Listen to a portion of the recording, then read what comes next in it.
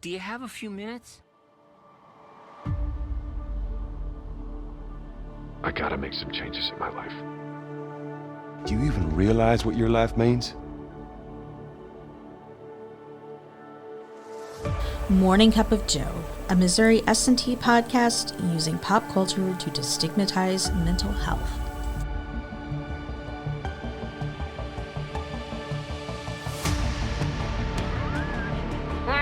Fake laugh, hiding real pain.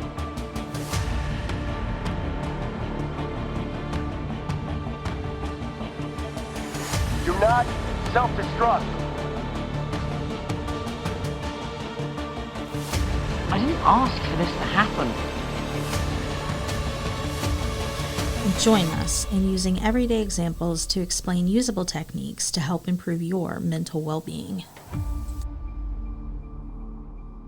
Stay a while and listen. Welcome back, minors. My name is Amber Johnston. I'm a counselor here in Student Wellbeing. And my name's Tracy Kriegel, and I'm also a counselor here in Student Wellbeing. And it's time for your Morning Cup of Joe. So, Tracy, I found this show on Netflix recently, and I have to say I got myself hooked on it. I just binge watched every single episode that is on Netflix, and now I have to wait for them to make more. It's called Delicious in Dungeon. Delicious in Dungeons. When I think of dungeons, I don't really think of them being delicious, Amber. I really think of a dark, dank, moldy place, probably smelling really bad. Not delicious. I Definitely know. not delicious. But the story is set in like a D&D type world Okay, tell me more. where the adventurers brave the dungeons to make money and game fame. Like, people just go in dungeons and they raid them and they, like kind of like regular D&D rounds, right? If that were the real world. The story starts when this one adventurer named Laios, and he finds his party overwhelmed fighting a red dragon, and his sister gets eaten. And because she's eaten and she's left back there in the dungeon and she's like in the middle of the process of being digested, they need to go back down and find her because if she gets fully digested, then they can't ever resurrect her and she's gone forever. And you got to remember in D&D you can like resurrect people and stuff. Pull them back from the deep, darkest beyond. Yeah. Yeah, Pulled back from the stomach of a red dragon. that's disgusting. I know. Pretty gross. I'm not eating anything that's been pulled back from the stomach of something. It gets pretty disgusting at some points because, they totally, Anyway, not spoiling the story. Okay. So he and the two remaining party members decide that they need to go back into the dungeon and they need to save the sister named Fallon from this red dragon's stomach. And they have absolutely no money. They've got no water. They've got no food. And all they have is clothes on their back because that's all that was transported out of the dungeon with them. So they're stuck in this position of, do they go and adventure and then go back and then give more time for her to, frankly speaking, digest? Or are they going to go back immediately with no supplies? And so Laios is like, let's go back right now. Why don't we eat the monsters that we kill in the dungeon? And the rest of the party's like, what? That's disgusting. We do not want to eat those gross, disgusting things down there. And he's like, why not? I've been studying on this. Apparently it's completely possible to live off of the flora, fauna, and animals, or I guess that would be the fauna, right, of the dungeon. Completely possible. I've got this book. And so they're like, okay, yeah, I guess we'll try to do it if it's going to save Fallon. So they set off on their merry little way to go into the dungeon and kill some monsters and rescue Fallon. So where are we going with this, Amber? Because, I was thinking we were going to be talking about trauma and maybe resilience, but we're literally talking about eating monsters. Well, I could have went in either of those two directions because that's definitely kind of what this story is about. But I thought, and bear with me here, Right. that this would be a good excuse to talk about nutrition. Nutrition. What? I'm totally confused now. Nutrition? Yes, nutrition. Because even when you're campaigning in a dungeon, it is absolutely possible to eat well. You'd think that if you were going down with no supplies and that you were going to be like living off of the algae and the crazy monsters that you find down there, that you'd be stuck with terrible food, right? Mm-hmm. Like it sounds a little worse than having like ramen noodles every day. Ugh. Yeah. That still sounds disgusting. But they're able to adapt, and they're able to not only adapt and eat meals that taste good, but they also make ones that are nutritious. Because this show, for those of you who have not seen it, is kind of like watching a dungeon crawler like movie, TV show mixed with a cooking show. That's actually quite interesting, honestly. Turn that I did not expect. Cooking show. So tell me more about how it can be a cooking show. Well, they meet this dwarf warrior while they're in the dungeon. They go to make their first meal, and they've literally got these things. It's called a walking mushroom. So it's literally just a mushroom that walks. It's got feet. And so they're trying to cook this walking mushroom with a giant scorpion. And so they stuck the giant scorpion and the walking mushroom into a pot. They slice up the mushroom. put Okay, it you in- got to stop for a minute. I'm over here envisioning a mushroom walking around on his feet. It's like, do, do, do, do, do, do, do, do. Is Yeah, this is what's exactly. happening? Literally, yeah. Mushroom walking. Uh-huh. Okay. I just Yeah. had to clarify because, like, I'm visually watching a mushroom walking around. It's exactly what it is. And a giant scorpion, which is like a huge scorpion, Yeah. probably about the size of like a dog. And so they kill. Dun, dun, dun. Yeah. So it's a little less festive. Okay. Like you're less festive, more like donut, Donut. snap, snap, snap, snap. Yeah. Okay, now I've totally got the whole. See, your dungeon is way more festive than anyone I've been in. She's having dungeon parties over here. My That's mush- not what my- they mean by a D&D party, Tracy. My mushroom is doing the club. That's not what it means by D&D party, Tracy. Mushrooms and scorpions dancing. Okay, come on. Okay, tell me more about your nutrition talk. Just to be clear, guys, there is no dancing in the dungeon. Okay. What is that line from Tom Hanks? In a field there goes, there's no crying in baseball. Tracy, there's no dancing in dungeons. There's no dancing in dungeons. Goodness gracious. So they meet this. We're back to the subject now, okay? For those of you who've tuned us out, they meet a dwarf warrior. His name is Senshi, and apparently he's been living in dungeon for 10 years, eating exclusively the foods and things that he finds there, except for a few handful of condiments and random spices. What kind of condiments do you find in a dungeon? He doesn't find it. He goes to the surface to get the condiments. Okay, thank you, because I'm just imagining that you can't find ketchup and mayo and mustard. I think at one point he makes it, but I'm not sure. Oh, that's creepy. I don't want to know what is in that condiment. Well, but original ketchup wasn't tomato based, right? Okay, right. Yeah. Okay. It was more similar to like it was based off of whatever you had around. Okay. So you have onion ketchup and Okay. so ketchup. Yeah. Okay, I'm just envisioning monster dung.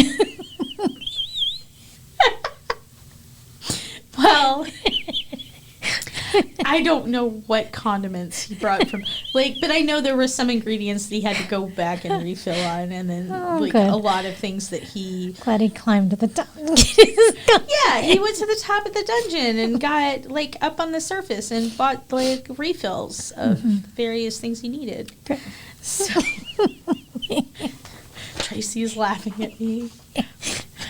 So most of the characters that they meet in the dungeon are pretty horrified that this party is exclusively existing off of Dun, dun, dun, dun, dun. scorpions and ballasts and Mushrooms. mushrooms and mimics. They Mimics, mimic okay. at one point, which is really kind of impressive. Mhm. Because, like, you haven't played D&D, have you? No, I haven't. Okay. I showed you the type of D&D game that I played. So. Yeah, well, fair. Well, like, a mimic kind of looks like a treasure chest with teeth. Okay. Like, it's like you go to open the treasure chest and it's like a monster and it's got teeth. It's like, and it tries to bite you. Okay. Yeah. Run the other way, please. Yeah, mimics are like the bane of your existence when you're playing D&D. Like, they're a pain. I mean, they're not like the hardest monster to beat, but like definitely you're going to loot a chest. There's a concern that it may be a mimic. Okay. So these characters are in there. They're trying to make this stuff. They're trying to boil this, and like I said, other people have been kind of horrified about it. And they've basically stuck this scorpion whole into a giant pot of water with this mushroom, and apparently it tastes horrible because Laios takes one drink of it and goes and vomits everywhere because like he's like, this is disgusting. Enter Senshi, the dwarven warrior, who comes in and says, well, you got a good meal there, but I don't really agree with the way that you were making it. Like, so he goes in and he adds some stuff. He pulls some algae and he gets these roots sounds called really great. What? That sounds really great. What, algae? Algae. I mean, seaweed. Yeah, okay. Okay, so pull some algae off the walls, and then invertados. They're supposed to be like potatoes, but they're Okay. literally like a root that grows in graveyards, and they pull the Nice. middle of the root, and it's like a potato. And he puts that in there, and they pull it all together. So what Vegetables, potatoes. Okay, you're giving me some better pictures here. Something that might have some. and a dried slime. So there's this thing called a slime, and they dry it, and so they have the dried slime because apparently it's very flavorful. Okay. And they put it together and they make a hot pot. We're going to evaluate how nutritious their meal was. Okay, so if we're going to talk about a balanced meal, let's see if this passes the test. Because if we use the My Plate from the USDA guidelines, generally we have 5 food groups, right? Mm-hmm. So we have fruits, we have vegetables, we have proteins, grains and starches, and dairy. So on the surface, let's see if it appears to measure up. Mm-hmm. Think it does? I absolutely Okay. positively could.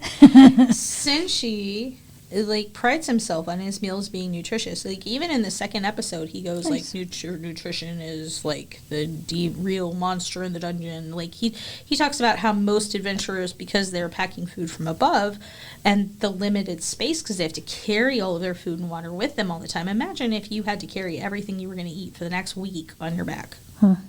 Wow, that would be a lot. Okay. I think I would not eat as much as I do. This is good. This is a problem. And now they're working out heavily because they're going into the dungeons, they're fighting monsters, they're doing a lot of walking, so they're doing very physically intense exercise. So what are they going to take most of? They're going to mostly take things that are heavily fatty, they're going to take things that are like a lot of meats and breads, and Senshi points that out in the second episode. But what we're kind of talking about is like, because they went a different route, they were able to have more of the, ironically, fresher ingredients that were more nutritionally sound. Sounds like you're onto something here. So let's go back to the basics. They estimate that on average, most people need about 2,000 calories a day.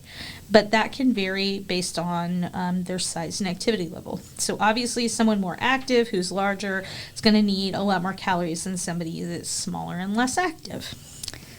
So that's why the My Plate information is so helpful, because it's based on percentages rather than the older way of using total servings, right? Mm-hmm. Which is what would be different if someone was above or below average in caloric needs. Yeah, if somebody's really big or they're really small, their numbers may be way off that old pyramid system with the number of servings that they needed, just because their size is so much bigger or so much smaller.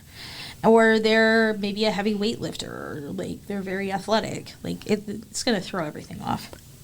So let's talk about each area. So for vegetables, we're talking about non-starchy vegetables, preferably something that's fresh or frozen, with an emphasis on leafy greens. Like we generally want to consume a lot of our vegetables as leafy greens. Canned vegetables or fruit that have been rinsed also work. Dried vegetables and 100% juice can also be solid nutritional sources. But they should be used a little bit more sparingly. More focus on those fresh and frozen ingredients. Same goes for fruits. The goal here is to eat the rainbow with getting as many different colors as possible to maximize your vitamins and minerals that you're getting. Fruits and vegetables are important sources of your vitamins and your fiber. So right away I'm seeing that since he paid attention to the addition of vegetables, he made an effort to add plant material to the meal by adding the algae, which I was hearing you say. So I'm assuming that the slime would qualify as some sort of vegetable, right? Okay. Yeah. So like theoretically. So for our adventurers, their plate should be about 50% total of the combination of fruits and vegetables. Yeah. They don't really have any fruits in there, but they've got a good amount of vegetables like algae and slime and the mushroom. The non-walking mushrooms now. Well, yeah, they had their feet cut off. He actually, since she says cut off its butt, like that just makes me laugh. Every time I watch that, hearing him say that makes me giggle. Oh my. I don't know why. I have no clue why. So next, let's talk about grains and starches. This episode is going to be silly. We should have put a trigger warning on this. This is going to be a very silly episode. If you want to laugh, please watch this particular episode. Yes. So grains and carbohydrates can either be simple or complex.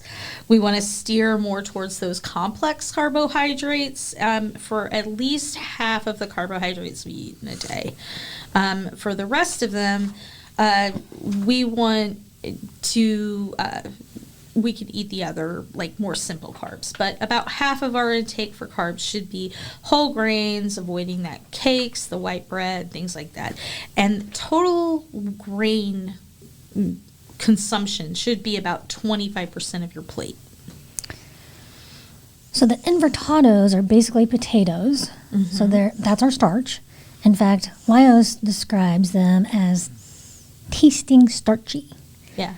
They are the whole vegetables, so as complex carbohydrates. It sounds like a healthy choice to me. Yeah, it possibly very well could be. Mm-hmm. So so far it sounds like we're coming up aces, right? Okay. Mm-hmm. So let's next go into protein.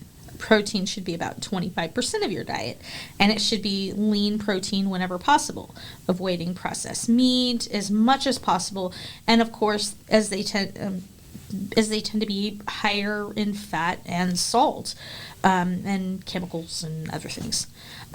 We can get protein from meat, poultry, seafood, eggs, beans, and even nuts. Okay, now, but one question. What about those bugs? Where do they fit in? Well, actually, in many different countries, insects are a common protein source. I've heard they are really high in protein, actually, so absolutely, that would qualify.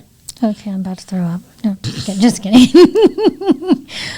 Well, they chose scorpion as their protein source, so I'm assuming it would be lean, right? Yeah, I would assume protein would be a lean, scorpion would be a lean protein. I don't know. Do scorpions get fat? Oh, no, I'm going to Google this article and see. Says that says it's highly nutritious and low fat. Okay. That's interesting. Would you ever be adventurous enough to try a scorpion? I don't know. I tried to eat a sucker with a grasshopper, and at one time couldn't do it. It was a struggle. But there was that restaurant in Colombia back in like 2011, like during the last cicada, bloom, not the one this summer, but the one before that. They were making cicada ice cream, like literally going out and catching cicadas and making them into ice cream. And then the health department was like, no, you can't do that because like parasites and stuff. So food safety and all that kind of stuff. But they were wild cicadas. So it wasn't the fact that they were cicadas. What's the difference between a wild cicada and a tame cicada? Bring your cicada over here, and you can bring it to my house, and it'll be my pet. About $3.50 a piece. Does any of our listeners have a pet cicada? Because if you do, raise your hand. Like, I don't even know how that would work. But, like, with wild bugs, like anything, like if you think of, like, wild salmon versus, like, yeah. They get parasites. They're out in, in the... And apparently, like... I had never thought of bugs getting parasites, but apparently it's totally I'm sure they do. But, like, they shut down, like, the health department was like, hey, you can't do that. So I'm assuming if they wanted to make cicada ice cream that it would be okay if they created, like, their own little cicada farm and then raised cicadas specifically for that purpose. People said it was good in the short time that they sold it. That just sounds so disgusting. Anybody ever tried cicada ice cream? If you do, raise your hand. I don't know. I'm just thinking that there would be bits of wings. They would be what? Bits of wings.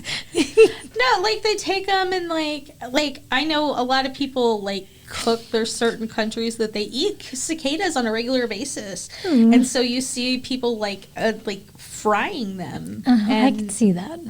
And stuff. So I assume with the cicada ice cream, they would do the same thing. Like they'd fry them and then make ice cream with them. I assume it'd be the same process. Because like when you have to kill it, like kill the... Oh, I would hope.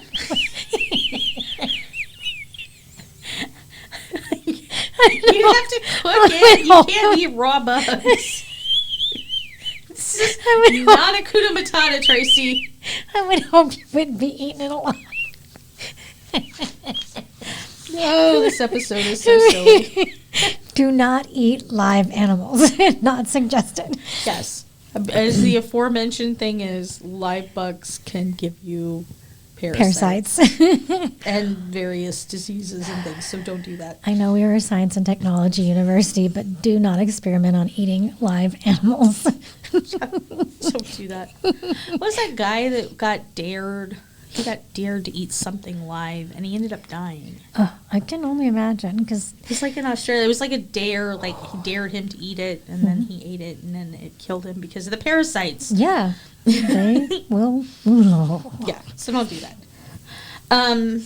So our last group is dairy, and that would be cheese, milk, yogurt, and this includes your dairy-free replacements like soy milk and oat milk. Okay. I assume it could include goat milk. Okay, well, I'm thinking this area might seem to be lacking, because looking at the meal, but this might also be a cultural difference in that most of the meals prepared seem to be Japanese style of the influence. That's my understanding that Asian cultures don't eat as much dairy. Is that correct? Yeah, that makes sense.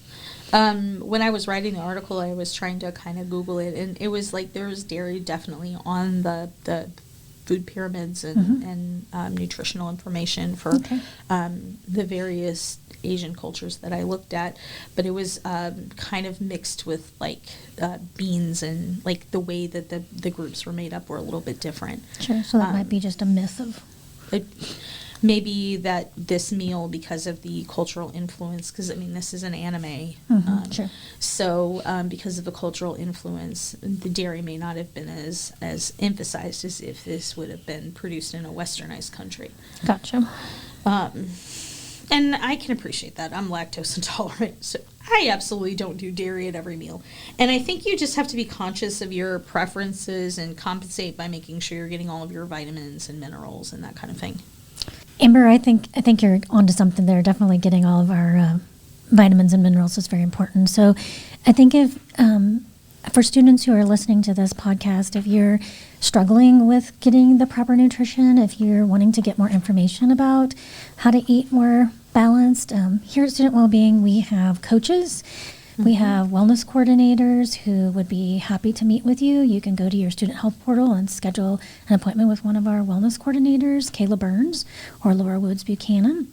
They both offer consultations. Laura offers consultations via Zoom, and Kayla Burns offers consultations here in person at our Student Wellbeing office. So just reach out to us at Student Wellbeing. Yeah, they're going to talk to you about like better options, like you're eating this, what can I do to be a little bit better, like to improve my eating habits and that kind of thing. They're going to talk about nutrition. They're going to use this My Plate stuff that we were talking about and ways to kind of improve our eating habits, nutrition, so we improve our health and our focus. Eating's part of that triangle that we've talked about before of sleep, nutrition, and water.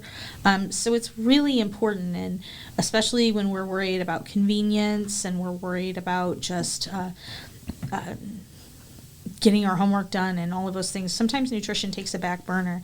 So if you find yourself, I'm feeling kind of sluggish, I'm starting to have problems, putting thoughts together, and I know that my diet's not been great, then part of that whole total wellness is just making things a little bit better. It doesn't mean that you have to be eating perfectly, but it's just making a few choices or swap outs as an improving basis. So, maybe eating a little bit extra of the greens because you're not getting that 20, that 50% of your plate isn't fruits and vegetables. So maybe I'm adding a little bit of more of those, or maybe I notice that I'm not getting enough protein. Maybe I'm getting my carbohydrates and my leafy greens, but I haven't eaten any, a decent amount of protein.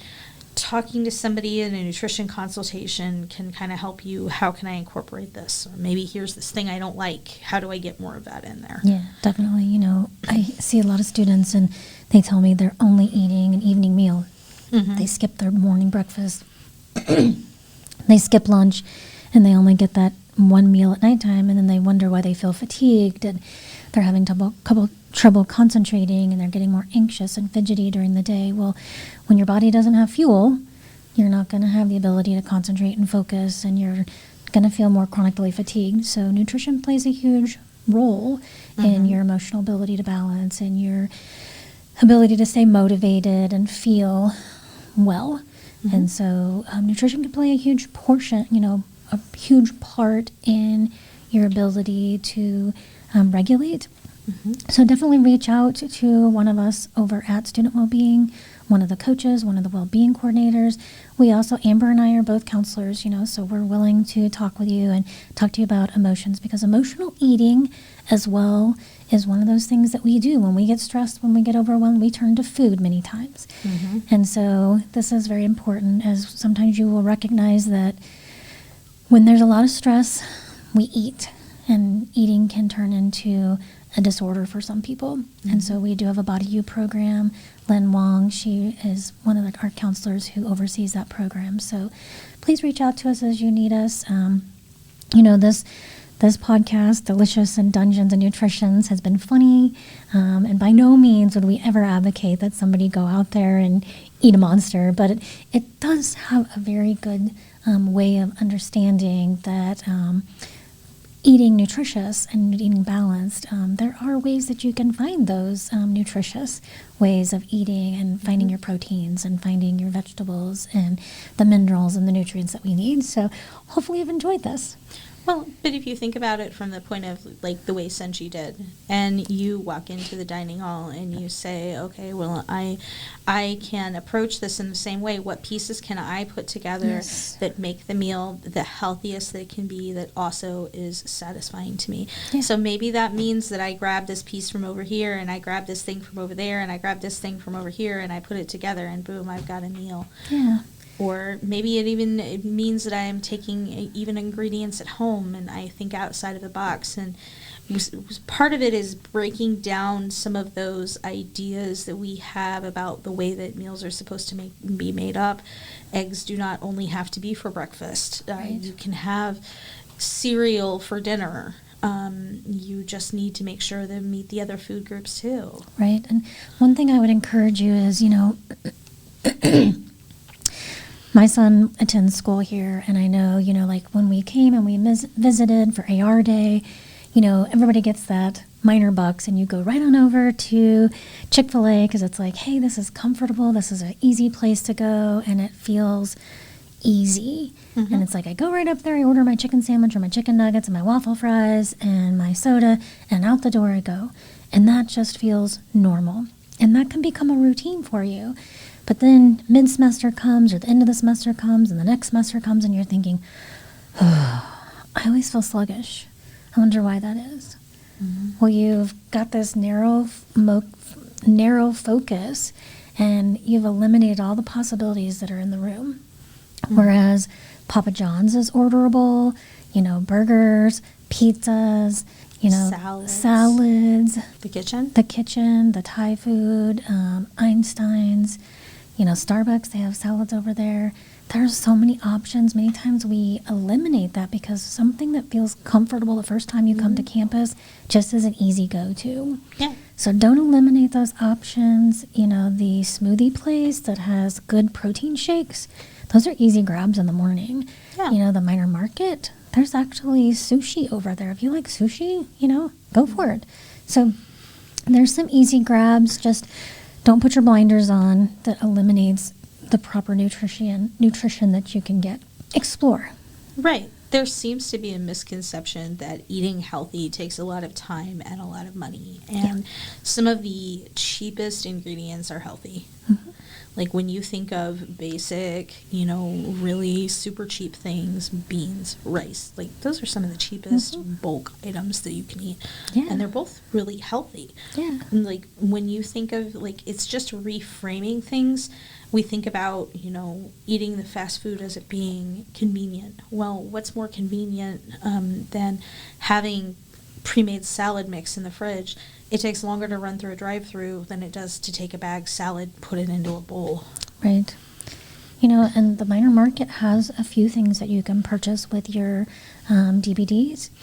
So, explore that option too. So, get what you can, because I know it's hard as a student, going through all of your dollars when you've just, I'm only eating one meal a day because that's all I take the time for. The edge of the semester comes up and you're like, oh my gosh, I've got like $300 left on my account balance. What do I do with it? Right. And that would be a good, you've got all of the snack foods, looking at healthy snacks you can take with them. Even for student well-being, a lot of times there's fruit up there, so you can go buy and grab an apple, an orange, a banana, or whatever, and there's a healthy snack there. Mm-hmm. So it's just looking at things and saying, okay, what can I do to do slightly better? Yeah, and the Student Success, a lot of times they have things like that over there at their desk as well. Really? They do. They have those things, and they have coffee and hot chocolate, and just like we do, that's free for them. So it's, looking at the resources, the things that you have available on this campus. So even our veterans, the veterans have the Veterans Resource Center on this campus as well for them. So, it's exploring your options to stay healthy and not eliminating those things for yourself. So, Yep. Well, thanks for listening to our talk about nutrition this week, minors. Take care. If you like this podcast, please remember to like and subscribe. To schedule an appointment or to reach out to us about future topics you would like to see, please email us at wellbeing@mst.edu. You can also reach us by phone at 573-341-4211. We are located at 204 Norwood Hall.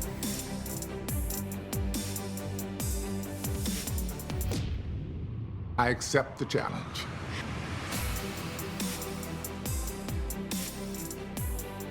Get out there and do your best!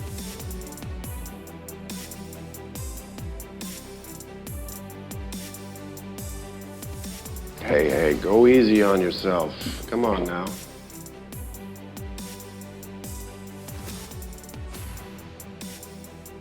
Now you're talking.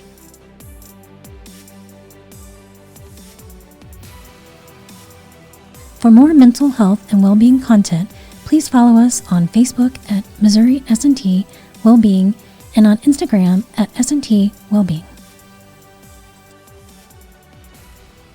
But most importantly, never give up.